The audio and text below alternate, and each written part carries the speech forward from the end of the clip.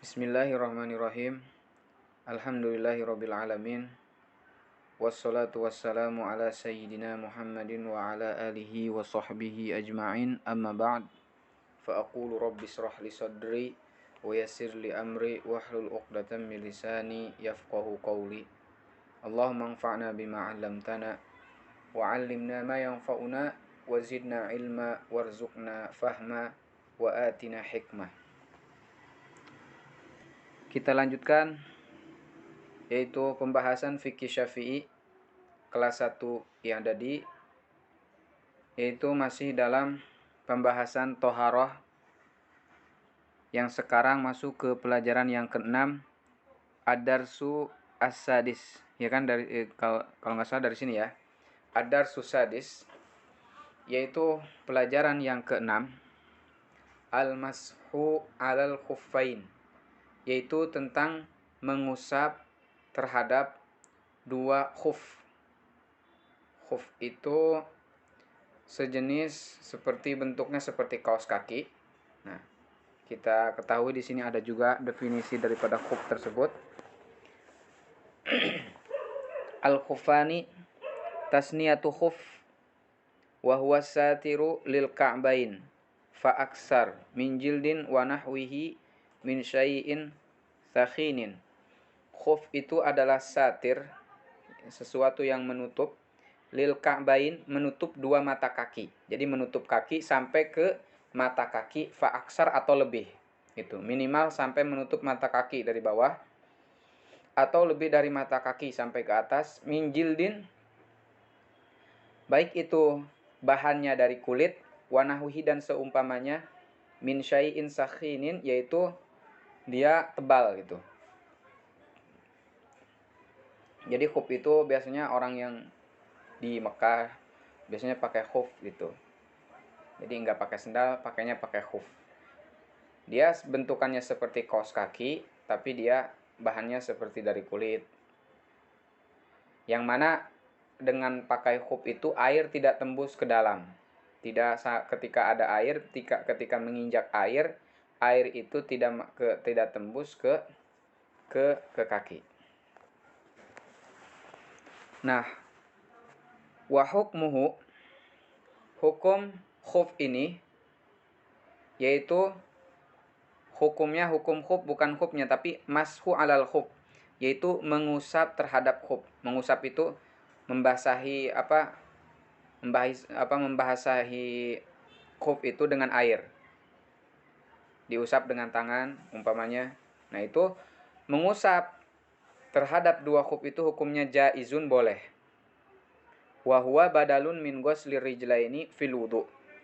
Mengusap khuf adalah pengganti daripada membasuh dua kaki ketika wudu. Jadi kalau kita dalam keadaan dalam keadaan memakai khuf, kemudian kita wudu, boleh kita tidak membuka khuf tersebut, yaitu dengan mengganti yang harusnya kita membasuhi kaki, kita ganti dengan mengusap khuf tersebut. Gitu. Jadi dengannya kita menggunakan khuf, boleh mencuci kaki ketika wudu diganti hanya dengan mengusap khuf tersebut. Membasahi tangan kemudian diusapkan ke khuf. Nggak perlu disiram. Jadi khuf itu bisa mengganti membasuh daripada kaki ketika wudu. Wa dalilu, dalil bolehnya tersebut yaitu an Sa'd bin Abi Waqqasin radhiyallahu anhu, hadis dari riwayat dari Sa'ad bin Abi Waqqas radhiyallahu anhu anin Nabi sallallahu alaihi wa alihi wasallam annahu masaha alal khuffain. Jadi bahwa Nabi itu mengusap terhadap dua khuf. Itu. Jadi Nabi ketika wudu pun, ketika beliau menggunakan khuf, beliau tidak membuka khuf dan mencuci kaki, akan tetapi hanya sekedar membasahi khuf tersebut. Jadi hanya mengusap khuf. Wa syara'itul mashi 'alal khuffain ayyalbasahu 'ala wudu'in kamilin. Nah, akan tetapi ada syarat-syarat kalau kita mau mengusap khuf, tidak mau mencuci kaki, maksudnya pengganti mencuci kaki dengan khuf itu ada syarat-syaratnya. Syaratnya yang pertama ayal basahu ala wudu'in kamil. Jadi ketika kita menggunakan khufnya itu kita dalam posisi dalam keadaan wudu yang sempurna.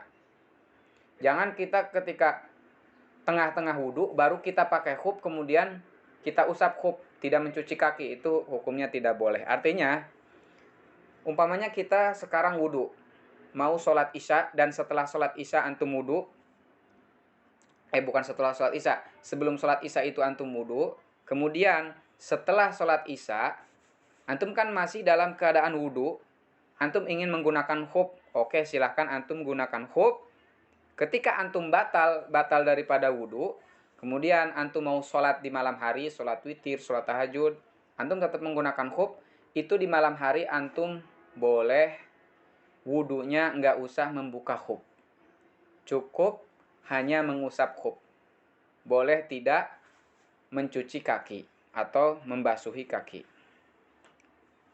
Nah, jadi syarat pertama yaitu kita ketika menggunakan khuf yang kita usap dengan air itu, kitanya dalam keadaan wudu yang sempurna, itu dalam keadaan suci.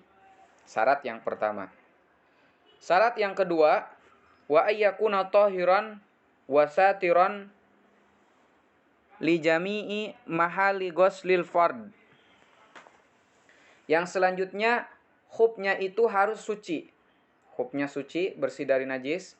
Wasatiron, dan khufnya itu menutupi li jami'i mahali ghuslil fardi, ke semua tempat basuhan fardu, maksudnya kaki yang wajib, yang fardu, yang harus dibasuh, itu ketutup semua oleh khuf. Yakni minimal melewati mata kaki. Jadi minimalnya sampai mata kaki lewat gitu. Nah, itulah minimal khufnya. Pertama harus suci. Kedua, dia harus menutupi semua tempat fardu ketika membasuh kaki. Jadi semuanya ketutup. Syarat yang selanjutnya yaitu wa mani'an linufudhil ma'i. Khuf yang dipakai itu mencegah dari tembusnya air. Jadi kalau khufnya itu tembus air, ketika menginjak air ke dalam basah, kerasa ke kaki, nah berarti tidak boleh mengusap terhadap khuf. Berarti ketika wudu harus memang membasuh kaki, harus dibuka khufnya.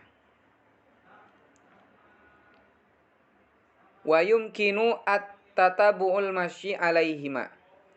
Syarat yang terakhir yaitu memungkinkan untuk terus-terus berjalan atas khuf tersebut. Artinya ketika antum menggunakan khuf, antum itu bisa berjalan secara normal gitu.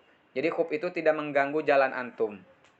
Jadi khufnya itu boleh digunakan untuk kita berjalan. Jadi itulah syarat kalau kita ingin ketika wudu membasuh kepada khuf tanpa membuka khuf, tanpa membasuh kaki gitu, hanya mengusap khuf maksudnya. Selanjutnya yaitu wa muddatul masyi alal khufain. Masa mengusap terhadap dua khuf. Jadi ada masanya. Jadi kita tidak seenaknya tiap hari mengusap terhadap khuf. Tidak, ada masanya. Yaitu lil musafir salasata ayyam wa layalihin. Bagi orang yang dalam perjalanan, yaitu minimalnya perjalanan ukuran 1 qashar, seukuran orang boleh menjama sholat atau mengqashar sholat, itu 3 hari 3 malam. Jadi orang yang dalam perjalanan 3 hari 3 malam boleh terus menerus tanpa mencuci kaki, hanya sekedar mengusap khuf. Itu ketika dia batal wudu mengusap khuf, batal wudu mengusap khuf, tanpa mencopot khuf tersebut untuk wudu. Gitu. Walil mukim yaumun walailah.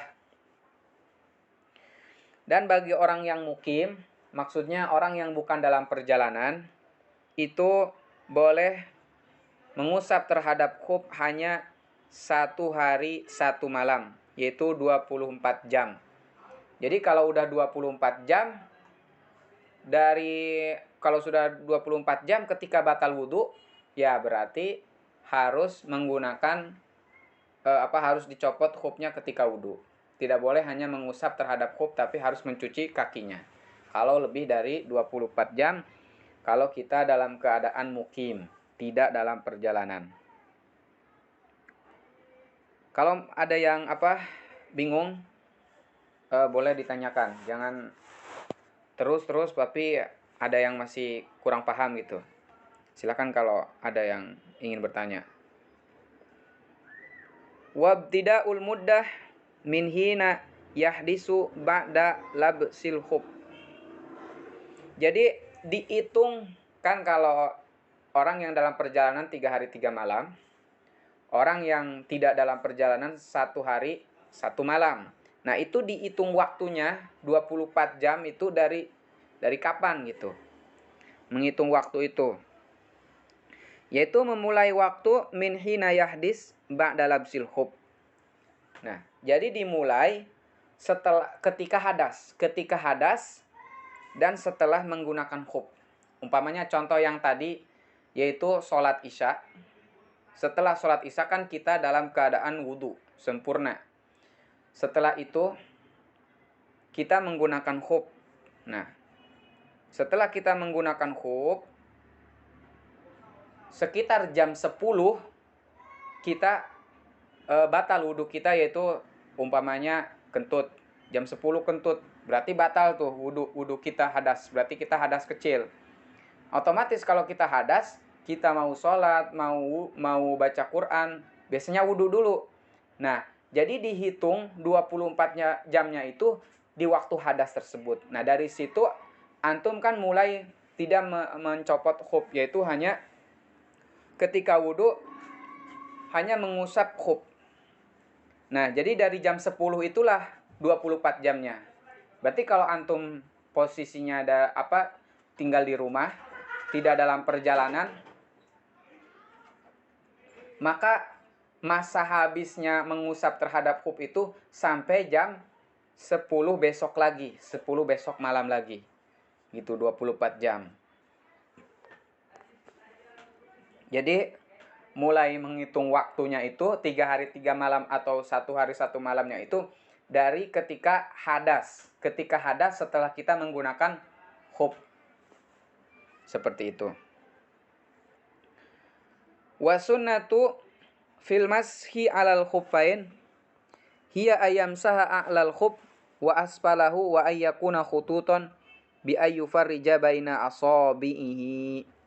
Jadi kesunahan ketika kita mengusap khuf, di sini ada 3 kesunahan, ada 2 ya. Yaitu mengusap atas dan bawah khuf. Jadi atasnya diusap, bawahnya diusap. Atas kaki dan bawahnya itu semua diusap. Wa ayyakuna khututon, dan cara mengusapnya itu khututon. Khututon itu bergurat. Bergurat itu maksudnya yaitu bi ayyufarrija baina asabihi. Ketika kita mengusapkan air itu ke khuf yang dipakai di kaki, itu jari kita direnggangkan, dipisahkan. Jari kita dipisahkan, direnggang. Nah, seperti itu. Itu kesunahan ketika mengusap khuf. Wa mubtilatul masyi 'alal khuffain salah satu asya. Ada pembatalan mengusap terhadap khuf. Artinya ketika terjadi hal ini, yaitu pembatalan ini, maka ketika antum hadas mau wudhu, maka wudhunya tidak boleh mengusap khuf. Harus membasuh kaki. Kapan? Yaitu bikhol ihima au ahadihima awin khila ihima. Atau antum kan tadi jam 10 hadas, setelah jam 10 antum wudhu tanpa membuka khuf, hanya mengusap khuf. Kemudian ketika antum mau tidur, antum mencopot khuf. Berarti ketika antum batal lagi, antum harus wudunya sempurna, nggak boleh mengusap khuf. Itu harus mencuci kaki. Kalau mencopot khuf atau salah satunya. Awin khilaihi atau enggak sengaja salah satunya copot. Itu juga batal mengusap khuf. Berarti kalau wudu ya harus mencuci kaki. Au khurujil khuf an solahiyatil mashi, atau khuf itu keluar dari kepantasan diusap, atau keluarnya khuf dari kepantasan untuk diusap, yaitu kata khorrukihi, maksudnya seperti takhorrukihi wa tamazzukihi, robek gitu, robek khufnya, rusak seperti itu, maka itu juga membatalkan mengusap terhadap khuf. Awin kido ilmudah, atau selesainya waktu. Ya udah 1 hari 1 malam bagi mukim, dan bagi musafir udah 3 hari 3 malam, berarti udah nggak bisa lagi masuk alal khuf. Harus wudu dengan menggunakan mencuci kaki lagi. Wahudu sima yujibul ghusla, atau ada sesuatu yang mewajibkan mandi seperti junub. Ya ketika junub otomatis mandi wajib. Ketika mau wudu ya berarti harus membuka khuf, harus mencuci kaki. Itulah pembatalan daripada mengusap terhadap khuf. Wal mashu alal jawrabain jaizun aidon. Hukum yang kedua di sini ada hukum tambahan, yaitu mengusap terhadap 2 kaos kaki. Nah, mengusap kaos kaki jaizun aidon itu hukumnya boleh juga. Jadi ketika kita wudu pakai kaos kaki, boleh kita tidak mencopot kaos kaki, hanya mengusap kaos kaki. Li'annahu malbusun yumkinu mutaba'atul masyi alaihi. Kenapa dibolehkan mengusap terhadap kaos kaki? Karena kaos kaki itu digunakan dan mungkin terus menerusnya berjalan di atas kaos kaki itu. Jadi ketika antum pakai kaos kaki itu kan ya normal bisa berjalan. Satirun lima halil fardi fa asbahal khuf. Dan kaos kaki juga menutupi tempat fardu. Tempat yang wajib dicuci ketika wudu itu ketutup semua oleh khuf. Oleh kaos kaki. Maka kaos kaki itu fa asbahal khuf, maka sama dengan khuf. Maka dikiaskan hukumnya juga sama dengan khuf, yaitu boleh mengganti daripada ghuslur rijlain. Boleh mengganti daripada membasuh kedua kaki. Wa dalilnya an Abi Musa al-Asy'ari radhiyallahu anhu anna Rasulullah sallallahu alaihi wasallam tawaddoa wa masaha 'alal jawrabaini wan na'lain. Bahwa sesungguhnya Rasul, kata Abi Musa al-Asy'ari, berwudu dan hanya mengusap terhadap 2 kaos kaki dan 2 sendal. Akan tetapi tidak semua kaos kaki bisa digunakan seperti itu. Maksudnya, mentang-mentang pakai kaos kaki, nggak usah dibuka lah kaos kakinya, wudu. Ketika wudu cuma mengusap kaos kaki. Ada syaratnya. Wa syurutuhu salasah. Ada 3 syarat kalau memang mau mengusap terhadap kaos kaki tanpa membukanya, tanpa melepasnya. Yaitu ayyakuna satiroin lima halil fard. Pertama, kaos kakinya menutupi ke tempat fardu. Jadi kaos kakinya panjang sampai ke mata kaki. Jadi kalau kaos kakinya di bawah mata kaki, berarti nggak boleh mengusap ke kaos kaki.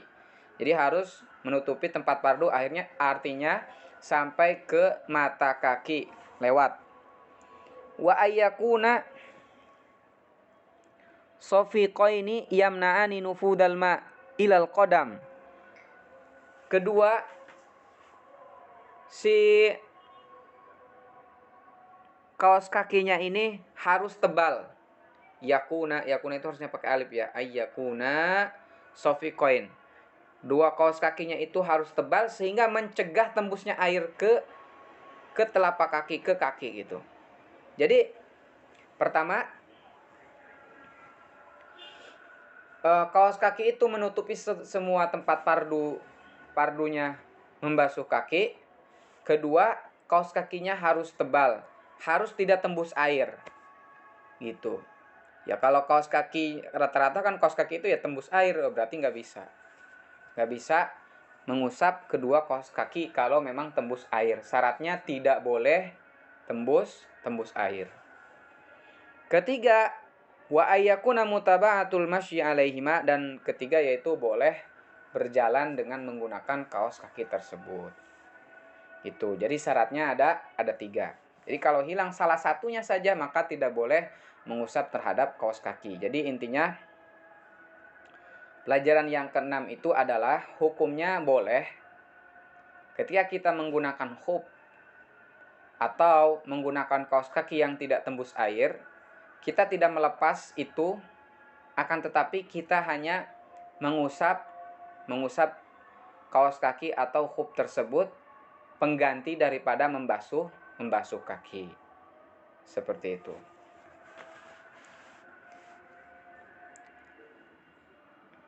Adar susabi'u. Pelajaran yang ke-7 adalah at-tayammumu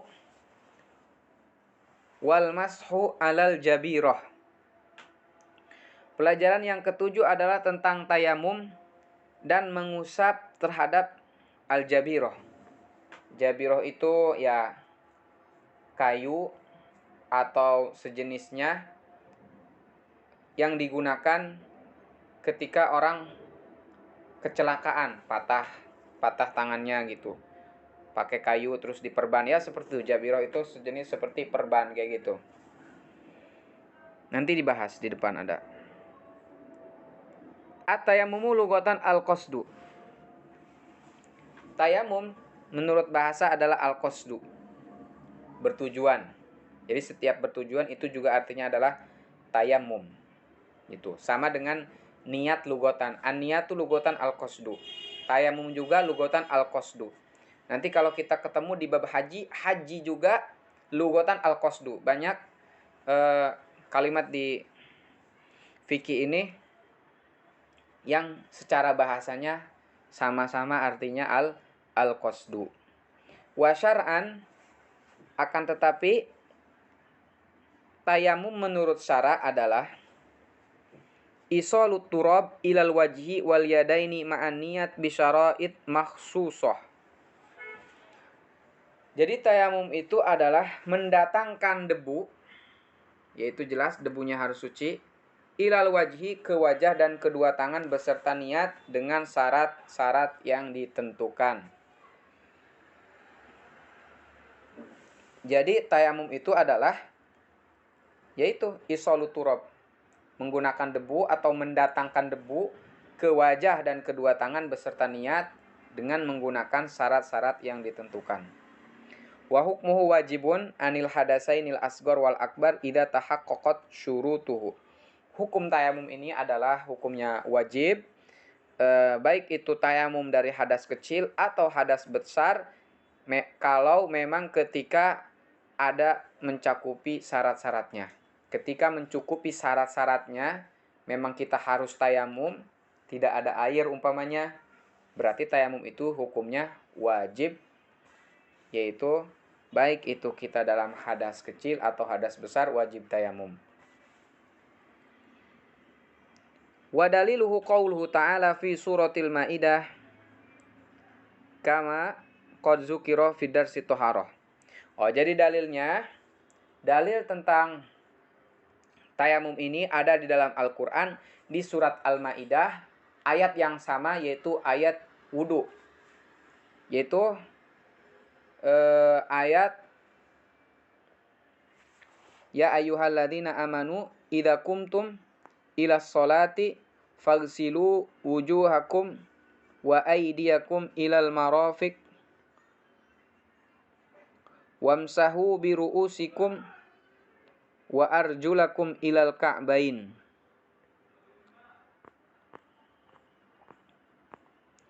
Ini dalilnya, ayatnya ini bi ru'usikum wa arjulakum ilal ka'bain wa in kuntum junuban fattaharu wa in kuntum marda aw ala safarin aw jaa ahadum minkum minal ghaid Aula mastumun nisa falam tajidu ma'an fatayammamu sa'idan thayyiban famsahu biwujuhikum wa aydikum min ma yuridullahu liyaj'ala 'alaikum min haraj walakin liyutahhirakum wa liyutimma ni'matahu 'alaikum wa la'allakum tashkurun.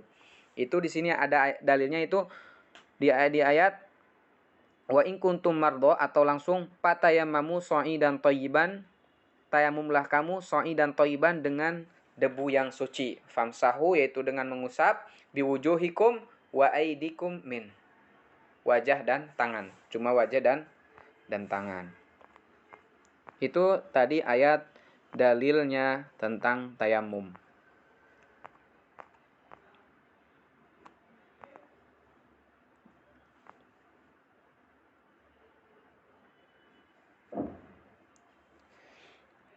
Kemudian wa syurutut tayamum, syarat-syarat tayamum itu kan tadi hukumnya wajib tayamum ketika mencukupi syarat-syaratnya. Memang apa syarat-syarat tayamum? Syarat tayamum yang pertama adalah faqdul ma'i, tidak adanya air. Wal ajzi an isti'malil ma'i, dan juga tidak mampu menggunakan air. Tidak ada air atau tidak mampu menggunakan air, seperti orang sakit, air ada tapi dia dilarang oleh dokter untuk menggunakan air. Mungkin dengan air itu dokter berpendapat akan membuat lebih parah penyakitnya, maka kita atau orang tersebut harus tayamum. Yang selanjutnya wadukhulul waqt, tayamum itu harus sudah masuk waktu. Umpamanya mau sholat zuhur menggunakan tayamum, tidak boleh kita tayamumnya sebelum zuhur, harus sudah masuk waktu. Jangan jam 11 tayamum, ketika sholat zuhur langsung sholat. Tayamum itu harus memang sudah masuk waktunya sholat, maka kita mau sholat itu dengan tayamum. Kecuali memang sebelum zuhur pingin membaca Al-Quran dan memegang mushaf, sedangkan harus dalam keadaan wudhu, tidak ada air, maka boleh jam 11 itu tayamum untuk membaca Quran. Tapi kalau untuk sholat, yaitu harus sudah masuk waktu sholat, kecuali untuk sholat sunnah. Tapi kalau untuk sholat yang ada waktunya, termasuk sholat fardu, itu harus sudah masuk waktu, boleh kita tayamum. Wa talabul ma'i ba'da dukhulil waqt, yaitu syarat yang selanjutnya kita harus mencari air dulu sebelum masuk waktu. Gitu. Setelah masuk waktu, bukan sebelum ya. Jadi tayamum itu tayamum untuk sholat zuhur. Itu tayamumnya harus sudah masuk waktu. Selanjutnya, dan sebelum kita tayamum, kita cari air dulu. Dan kita mencari airnya itu memang sudah masuk waktu sholat, mau wudu, otomatis cari air. Nah, nggak ada, baru tayamum. Jadi harus mencari air dulu sebelum tayamum. Kalau ketika masuk waktu sholat, langsung tayamum tanpa mencari air, maka itu berarti tidak sah. Wa turabut tahur alladzi lahu gubar, dan syarat yang selanjutnya yaitu harus menggunakan debu atau menggunakan tanah yang suci, alladzi lahu gubar, yang ada asapnya. Maksudnya kalau tanah kan ada kebul-kebulnya itu. Jadi tanahnya bukan tanah kayak di Indonesia sih. Kalau tanah kayak di Mesir itu kan padang pasir, dia kayak berdebu banget. Nah, seperti itu. Jadi tanahnya itu punya debunya.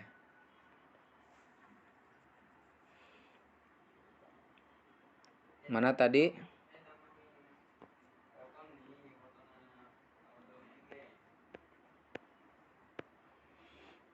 Wa faraiduhu, keparduan tayamum Jadi fardu tayamum atau rukun tayamum adalah pertama naqlut turab, yaitu memindahkan tanah atau debu ilal udwi ke anggota, al mamsuh ke anggota yang diusap, yaitu anggota yang diusap hanya wajah dan kedua tangan. Wan niyatu dan juga niat, ketika pertama mengusap wajah itu disitulah niat, gitu. Wa mashul wajhi, ketiga mengusap wajah. Wa mashul yadaini, keempat mengusap kedua tangan ma'al mirfaqain, beserta kedua siku. Wa tartib, yang terakhir adalah tartib.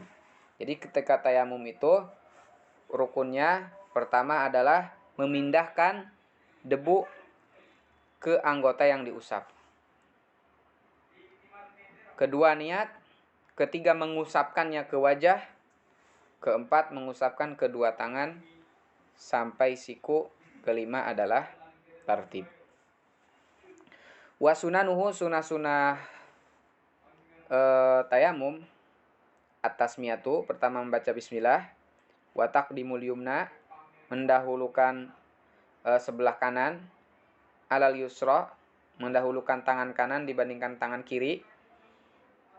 Wa tafriq al asabi' inda darbi, ketika memukulkan tangan ke tanah, maka itu dengan cara memisahkan jari-jari. Jadi jari-jarinya direnggangkan ketika ingin mengambil tanah dari tangan. Kan ngambilnya itu dengan menepukkan tangan ke tanah, maka disitulah dengan merenggangkan jari-jari sunnahnya. Wa takhfifit turab, dan mengentengkan debu, mengentengkan tanah. Ketika kita menepukkan tangan ke tanah dan mungkin tanahnya itu tebal di tangan, maka itu kita tipiskan, jangan terlalu tebal. Wa adamu ziyadah ala darbaini, dan tidak menambah lebih daripada 2 pukulan. Jadi 1 pukulan buat muka, 1 pukulan buat kedua tangan. Jadi itulah tayamum sunahnya.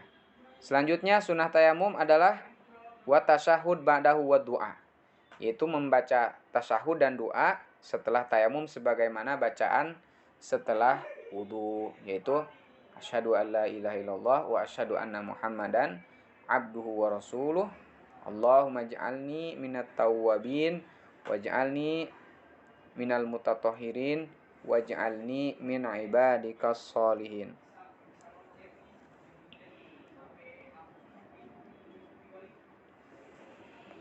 Wa nawaqiduhu kullu ma yubtilul wudu wa wujudul ma inda faqdihi wal qudrah ala isti'malil ma'i war riddah. Wa nawaqiduhu, yaitu pembatalan-pembatalan tayamum. Jadi yang membatalkan tayamum itu kullu ma yubtilul wudu. Semua yang membatalkan wudu itu juga membatalkan tayamum. Yang mana sebelumnya sudah kita bahas pembatalan wudu sekitar ada 5. Nah, itu semua membatalkan tayamum juga. Seperti keluarnya sesuatu baik dari kubul atau dubur, kemudian tidur bukan dalam posisi yang duduk yang tetap, hilangnya akal, kemudian menyentuhnya kulit laki-laki kepada perempuan ajnabiyah, dan juga menyentuh kemaluan atau dubur atau halqatud dubur. Nah, itu juga membatalkan tayamum. Sebagaimana membatalkan wudu, membatalkan tayamum juga. Wa wujudul ma inda faqdihi, ketika tidak ada air, kemudian kita tayamum nih buat sholat. Sebelum sholat ada air, oh berarti batal tayamumnya, maka kita wudu. Wal qudratu ala isti'malil ma'i, ya tadinya awalnya tidak mampu menggunakan air, kemudian sudah dibolehkan menggunakan air, maka batal tayamumnya, maka harus wudu. Waridah, dan juga yang terakhir pembatalan tayamum adalah riddah. Apa itu riddah? Yaitu murtad, keluar daripada Islam. Jadi mungkin sampai sini saja yang kita bahas tentang fikih pada kali ini.